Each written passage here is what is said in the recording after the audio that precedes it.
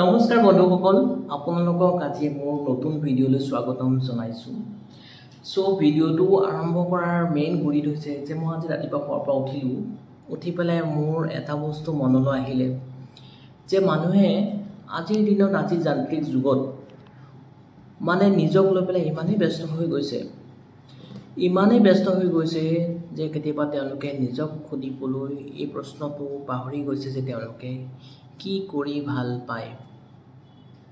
হয়, মই আপোনালোককে সুধিছোঁ, আপোনালোকে বাৰু কেতিয়াবা নিজক সুধি পাইছেনে যে আপোনালোকে কি কাম কৰি পেলাই ভাল পায়?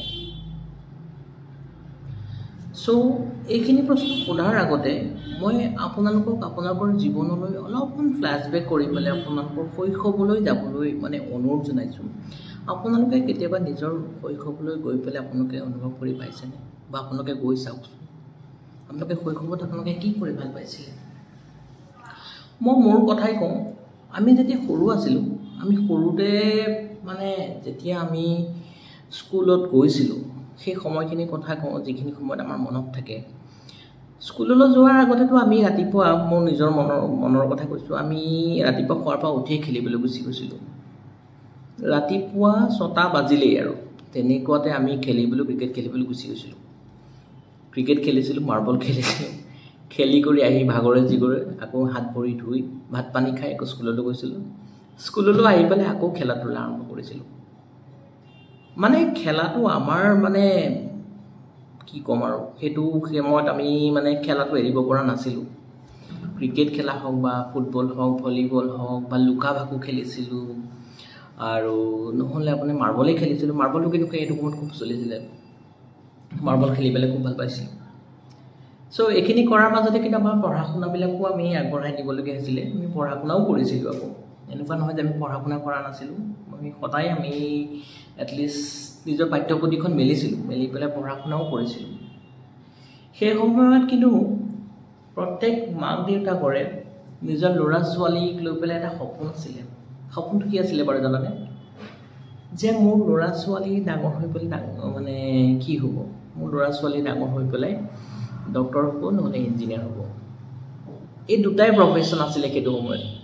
আপোনালোকে নিজে সুধি চাওকচোন, আপোনালোকৰ মা দেউতাই সৰুতে কি বনাব বিচাৰিছিলে? মেক্সিমামৰ এইটোৱে এনচাৰ থাকে যে তেওঁলোকৰ ল'ৰা ছোৱালী ডাঙৰ হ'লে ডক্টৰ হ'ব, নহ'লে ইঞ্জিনিয়াৰ হ'ব। মানে ডক্টৰ ইঞ্জিনিয়াৰটো হোৱাটো ভাল কথা, মই সেইটো বেয়া বুলি নকওঁ, এইটো আটাইতকৈ ধুনীয়া। এতিয়া ময়ো বিচাৰিছিলোঁ সৰুতে ডক্টৰ বা ইঞ্জিনিয়াৰ হোৱাটো। ডক্টৰ ইঞ্জিনিয়াৰ হোৱাটো বহুত ভাল কথা। কিন্তু তাৰ কাৰণে আপুনি বহুত ডিচিপ্লিন হ'ব লাগিব, বহুত পাংচুৱেল হ'ব লাগিব সৰুৰ পৰাই। পঢ়া শুনা একদম পূৰা খুটি নাটি মাৰি কৰিব লাগিব, আপোনাৰ কনচেপ্ট লাগিব, বহুত কথা আহি পৰে। কথা বতৰা শুনিবও লাগিব মা দেউতাৰ। এইবোৰ কৰোঁতে যেতিয়া আমি আগবাঢ়ি গৈছিলোঁ, ডাঙৰ হৈছিলোঁ, পঢ়িছিলোঁ, ডক্টৰ ইঞ্জিনিয়াৰৰ কাৰণে আমিও আগবাঢ়ি গৈছিলোঁ, কিন্তু ক'তো নাপালোঁ চিট। পৰীক্ষা দিছিলোঁ, পৰীক্ষা দিওঁতে ক'তো নাপালোঁ। উপায় নাপায় আমি নৰ্মেল গ্ৰেজুৱেশ্যনটো কমপ্লিট কৰিলোঁ ফিজিক্সত লৈ পেলাই। হয়, তাৰপিছত মাষ্টাৰ ডিগ্ৰী কৰিবলৈ গ'লোঁ। তাৰপিছত এতিয়া যেনিবা আৰু চাকৰি এটা কৰি আছোঁ, আৰু বিত্তীয় কোনো প্ৰতিষ্ঠান এটাত, চৰকাৰী চাকৰিয়ে কৰি আছোঁ, বিত্তীয় প্ৰতিষ্ঠান এটাত আপোনাৰ গ্ৰেড 1 অফিচাৰ হিচাপে কৰি আছোঁ।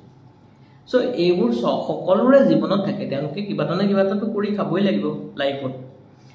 পঢ়া শুনা কৰিছে কি কাৰণে? পঢ়া শুনা কৰিছে তেওঁলোকে যাতে ভাল কোনোবা এটা অনুষ্ঠান বা প্ৰতিষ্ঠানত তেওঁলোকে যাতে চাকৰি পায় বা নিজৰ ব্যৱসায় হওক বা আৰম্ভ কৰক। কিন্তু এইবিলাকৰ মাজতে এইখিনি কামো কৰিতো চবেই কৰে ন। এইখিনি কামৰ মাজতে বাৰু কেতিয়াবা তেওঁলোকে নিজক সুধি চাই নাই বাৰু তেওঁলোকে কি কাম কৰি ভাল পায়? সকলো মানুহে কিন্তু নিজক এই প্ৰশ্নটো সুধিবলৈ পাহৰি গৈছে। আৰু এটা কথা কওঁ, মই যেতিয়া সৰু আছিলোঁ, মোৰ নিজৰ মানে ব্যক্তিগত অভিজ্ঞতাবোৰৰ কথা কৈছিলোঁ। আমি যেতিয়া সৰু আছিলোঁ, আমাৰ পৰিয়ালত খুৰাজন এতিয়াও আছে, এজন খুৰা আছিলে, তেওঁ চাকৰিয়াল আছিলে। তেওঁ ACBত কৰিছিলে। ACBত কৰি পেলাই তেওঁ ৰিটায়াৰ হ'ল কেচিয়াৰ হিচাপে। তেওঁৰ নামটো হৈছে হৰিনাৰায়ণ দাস। মোৰ আটাইতকৈ প্ৰিয় খুৰাজনৰ ভিতৰত তেওঁ মানে এজন। তেওঁ এজন চিত্ৰশিল্পী আছিলে, এতিয়াও হয়। তেওঁ চিত্ৰশিল্পীতে ছবি আঁকি পেলাই খুব ভাল পায়। তেওঁ যেতিয়া ছবি আঁকিছিলে, ছবি আঁকোতে তেতিয়া মই গৈ পেলাই ওচৰত তেওঁ গৈ পেলাই ছবি অঁকাবোৰ চাই আছিলোঁ।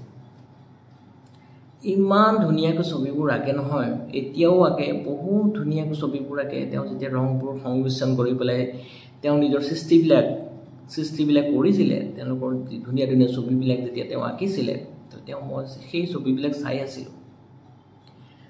তেতিয়া মোক লামা বুলি মাতিছিলে, এতিয়াও মাতে লামা বুলি। কিবা এখন ছবি আঁকিলে তেওঁ মোক আহি পেলাই সুধিব, লামা এইটো হ'ল, কি হ'ল, কেনেকুৱা হৈছে চাচোন বাৰু, ধুনীয়া হৈছেনে, মিলিছেনে, এনেই সোধে। জানে যে মই একোৱেই নাজানো, তথাপিতো মই চাইছিলোঁ গৈ পেলাই। তেওঁৰ পৰা মই বহুতখিনি বস্তু শিকিছিলোঁ, আৰু সেই বস্তুবোৰ মানে মোৰ ব্ৰেইনত সোমাই গৈছিলে। ৰঙৰ যিবিলাক সংমিশ্ৰণ, সেই সংমিশ্ৰণবিলাক কিন্তু মই তেওঁৰ পৰা শিকিছিলোঁ। চ' আজিৰ দিনত মোক যদি কোনোবাই সোধে তুমি কি কৰি ভাল পাওঁ, মই তেতিয়া ধুনীয়াকৈ ক'ব পাৰোঁ যে মই ছবি আঁকি পেলাই ভাল পাওঁ। ছবি মানে এনেকুৱা নহয় যে মই একেবাৰে বৰ ধুনীয়া ছবি আঁকোঁ, তাৰ মাজতে এখন দুখন ছবি আঁকোঁ, মানে যিখিনি ছবি মানে মোক কৰিবলৈ ভাল লাগে। আঁকিছোঁ মই মোৰ, আপোনালোকক দেখাম, দুখন এখন ছবি মই মাজতে আঁকোঁ। চ' মানুহৰ নিজৰ হবি, যে আপুনি কি কাম কৰি পেলাই ভাল পায়। এনেকুৱা নহয় যে আপুনি ছবি আঁকিবই লাগিব, তাৰ বাহিৰেও কিছুমান হবিও আছে। যেনে ধৰক কোনোবাই গান গাই ভাল পায়,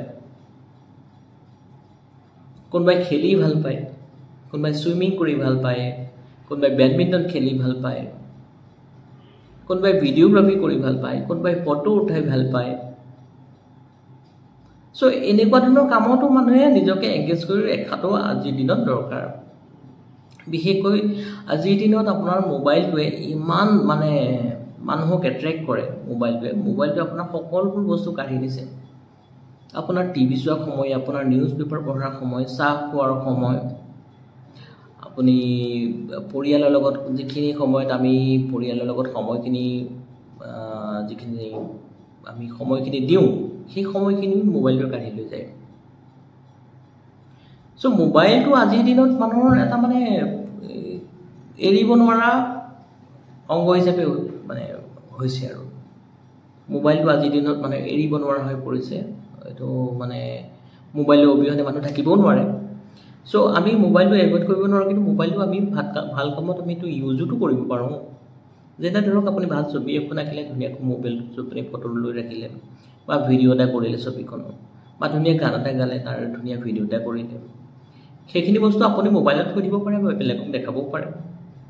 কোনোবাই ভাল পাইছে নাপাইছে সেইটো ডাঙৰ কথা নহয়। আপুনি যিটো কাম কৰিছে যে বেলেগে ভাল পাবই লাগিব, এনেকুৱা কথা নহয়। আপুনি যিখিনি কৰক আপোনাৰ নিজৰ কাৰণে কৰক, নিজে ভাল পোৱা কামখিনি কৰক। বেলেগেতো অনেক ধৰণৰ সমালোচনা কৰিবই, আপুনি কি কৰিছে কি নাই কৰা লৈ পেলাই, কিন্তু সেইবোৰত আপুনি মন কাম দিব নালাগে। আপুনি নিজৰ কামবিলাক কৰক, নিজৰ ভাল পোৱা কামবিলাক কৰি পেলাই আপুনি আগুৱাই যাওক। আজিৰ দিনত আমি দেখিছোঁ যে আনএমপ্লয়মেণ্ট ৰেট ইমান বাঢ়ি গৈছে। ইমান তেনেকুৱা বহুত ল'ৰা ছোৱালী আছে যোনে MA কৰিছে, BA কৰিছে, MSc কৰিছে, MBBS কৰিছে, ইঞ্জিনিয়াৰিং কৰিছে, কৰি পেলাই আজিৰ দিনত তেওঁলোকৰ চাকৰি নাই। কি কৰিব? চাকৰি এটা যদি আপুনি বিচাৰি পেলাই চাকৰি এটাত আপুনি নাপালে, তাৰ বাহিৰে আপুনি হাত সাৱটি বহি থাকিবনে? তেতিয়া আপোনাৰ এই ভাল পোৱা কামবিলাকে আপোনালোকক সহায় কৰিব পাৰে। আপুনি যিবোৰ কাম কৰি পেলাই ভাল পায়, সেইবোৰ কাম কৰি পেলাই আপুনি আগবাঢ়ি যাওক। আপুনি ভিডিঅ' বনাই আগবাঢ়ি যাওক। আপুনি কিছুমানে ধৰক ক্ৰিয়েটিভ কাম কৰে, ধৰক কোনোবাই জুৱেলাৰী বনায়, বা কোনোবাই কিছুমান ধৰক কাপোৰ কানি যেনেকৈ বস্ত্ৰশিল্প এইবোৰ কাম কৰে, তাঁত বয়, সেইবোৰ কাম কৰক। তেনেকুৱাতো বহুত কাম আছে। এতিয়া মোৰ ভিডিঅ' এজনৰ কথা কৈছোঁ, তেখেতে বৰশী বাই ভাল পায়। ইয়েছ, তেওঁ ভাল পাব পাৰে, তেওঁ ধুনীয়াকৈ যাব পাৰে, তেওঁ কামো কৰে, কাম কৰাৰ লগে লগে তেওঁ বৰশী বাবলৈ বুজায়, তেওঁলোকে ভাল পোৱা সময়খিনি তেওঁ উলিয়াই লয়। চ' মই এইটোৱে ক'ব বিচাৰিছোঁ যে আপোনালোকে নিজৰ কামসমূহ কৰি যোৱাৰ লগতে আপোনালোকে যিখিনি কাম কৰিছে, নিজৰ দৈনন্দিন জীৱনত যিখিনি প্ৰয়োজনীয় কাম, সেইখিনি কাম কৰি আগবাঢ়ি যাওক। তাৰ লগতে আপোনালোকে দুই এটা নিজৰ ভাল পোৱা কামো কৰি যাওক, যিটো বস্তু আপোনালোকক আনন্দ দিয়ে। ঠিক আছে, এইখিনি কৈ মই মোৰ আজি ভিডিঅ'টো সামৰণি মাৰিলোঁ। ধন্যবাদ।